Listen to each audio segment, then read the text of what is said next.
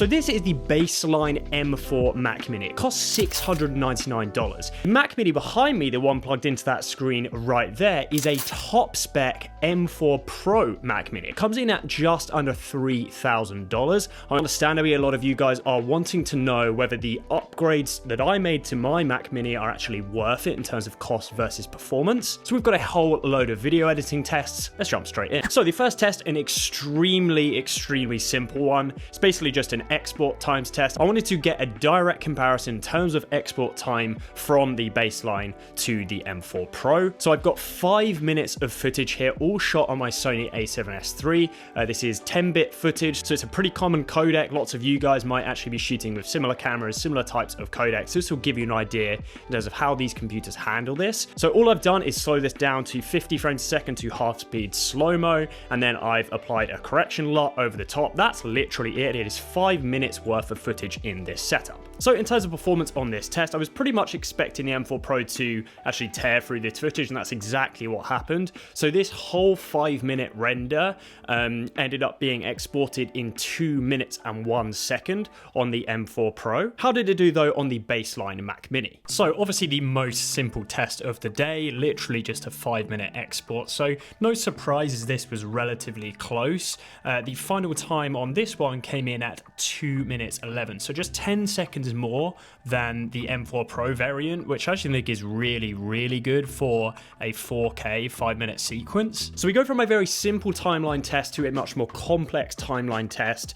Basically what I did is apply a motion blur effect over the entire timeline. This is actually one of those things that continually slows me down in my workflow, in the everyday work that I do. I actually use motion blur quite a lot because of the type of editing that I do and the type of videos that I make for clients. And anyone that does use motion blur knows that it completely destroys your machine. You can immediately see the frames being dropped on the M4 Pro version of this computer, which is obviously not a good sign for the baseline Mac Mini as well. But I basically applied a load of titles over the top and a motion blur effect over the entire timeline. And the final time, this is for a 2 minutes and 30 clip, came to 17 minutes and 20 seconds. Like, I wasn't joking when I said that motion blur really does impact. I actually near the end of the sequence as well used the AI slow-mo feature available in Final Cut Pro. So basically what I did is slow this down to 25 seconds, and Final Cut Pro is using generative AI to essentially like create those missing frames in between to create a fake slow motion effect. But it is really good and really strong. But now let's have a look at the baseline version. So like I said, this is no joke in terms of an effect, in terms of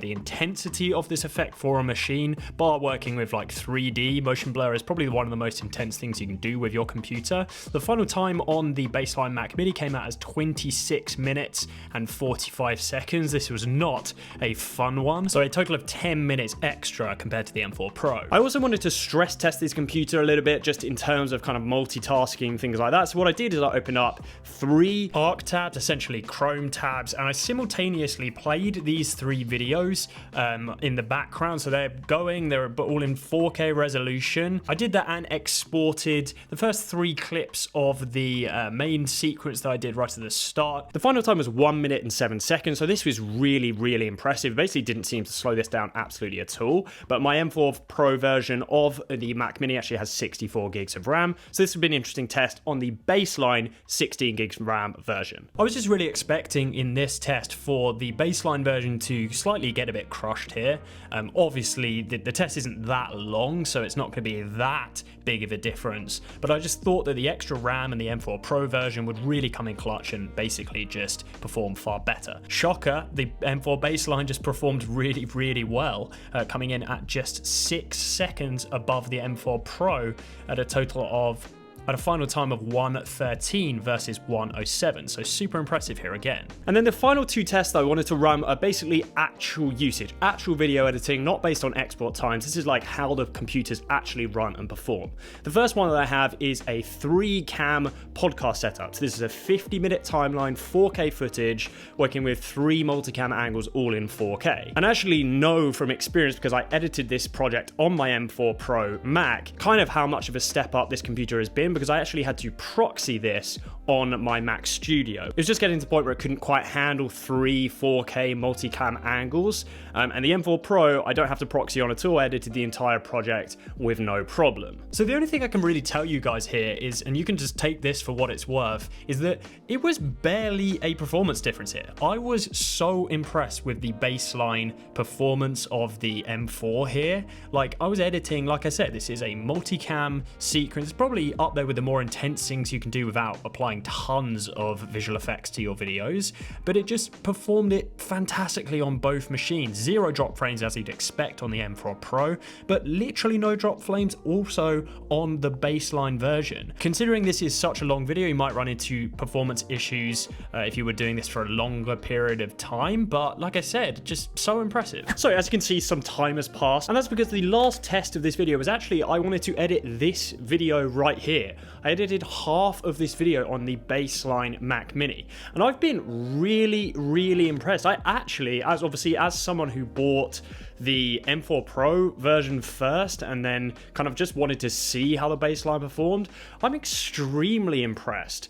I think, to be honest, the biggest area you're going to struggle with is the amount of RAM, the amount of memory on the computer. That and the fact that 256 gigabytes is kind of just not enough. I would say that almost like with a RAM boost and also potentially a storage boost, one storage boost up to 512 gigabytes, the standard M4 Mac Mini is actually going to be really, by far and away, decent enough for video editing for most people. I would say that professional editors, people who have YouTube channels and edit a ton of videos, you might want to go for a more powerful machine, a bit like the M4 Pro variant. For instance, for me, the upgrades were a relatively small fraction of the cost of what they will be worth for me in the long run, if that makes sense. It is an investment for me. I edit almost every day, and whilst the baseline might have been okay for some tasks, you kind of just want to give yourself the best chance at your performance being good in the future. Something I do just want to talk about is the heating and the fans.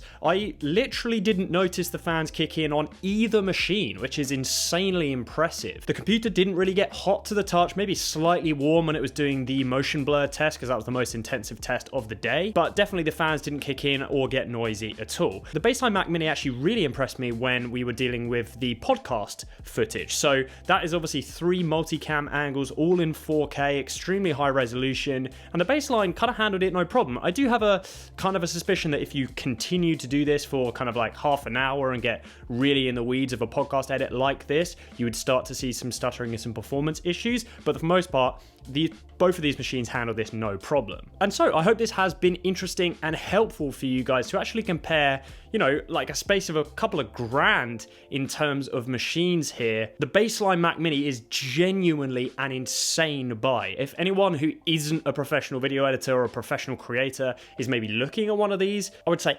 absolutely go for it.